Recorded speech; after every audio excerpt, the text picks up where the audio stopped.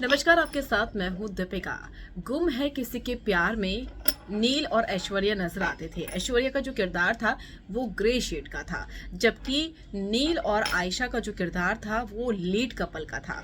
तो ऐसे में आयशा और साथ ही साथ ऐश्वर्या के बीच अनबन की खबरें आए दिन मीडिया की सुर्खियां बना करती थी और ये भी कहा जाता था कि दोनों के बीच में झगड़े भी होते हैं और यहाँ तक कि सेट पर भी झगड़े होने लगे थे। और उसके बाद आयशा ने और साथ ही साथ ऐश्वर्या ने एक दूसरे को अनफॉलो कर दिया था। ये भी कहा जाता है कि आयशा तो नील को भी अनफॉलो कर चुकी है। तो क्या दोनों के बीच में इतने झगड़े होते थे जिसकी वजह से दोनों ने इंस्टाग्राम पर एक दूसरे को अनफॉलो कर दिया?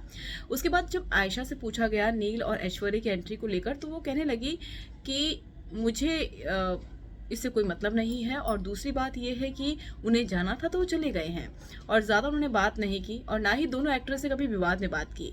अब ऐसे में ऐश्वर्या ने घर में जाने से पहले एक इंटरव्यू दिया था जहां पर उनसे पूछा गया कि अगर घर में झगड़े होंगे तो क्या और नील उन्हें सपोर्ट करे, ऐसा वो चाहेंगी? तो उन्होंने कहा कि मैं उनमें से नहीं हूं जो अपने पतियों से बोले कि मेरे झगड़ों में तुम मुझे सपोर्ट करो, मैं अपनी चीज़ें अपने दम पर निपटा सकती हूँ। उन्होंने गुम है किसी के प्यार का भी जिक्र किया और ये कहा कि सेट पर, गुम है किसी के प्यार के सेट पर बहुत सारी चीज़ें हुआ करती थी, बहुत सारे विवाद भी थे, लेकिन कभी नील उसमें पड़े नहीं। और नील जो हैं, मैं चाहती भी नहीं कि वो इन चीज़ों में पड़े, क्योंकि मैं अपने झगड़े अपने दम पर सुलझा सकती हूँ और इतनी हिम्मत मुझ में है। और मैं उन महिलाओं में से नहीं हूँ जो अपने पति को बोले कि तुम मुझे हर वक्त सपोर्ट करो। तो इस चीज़ का जिक्र उन्होंने किया कि ये चीज़ें सेट पर भी हुआ करती थी, लेकिन नील का उससे कोई लेना देना नहीं था। मैं अपने दम पर उस विवाद को सुलझाया करती थी, ऐसा कहना है ऐश्वर्या का। तो क्या वो आयशा का जिक्र कर रही थी?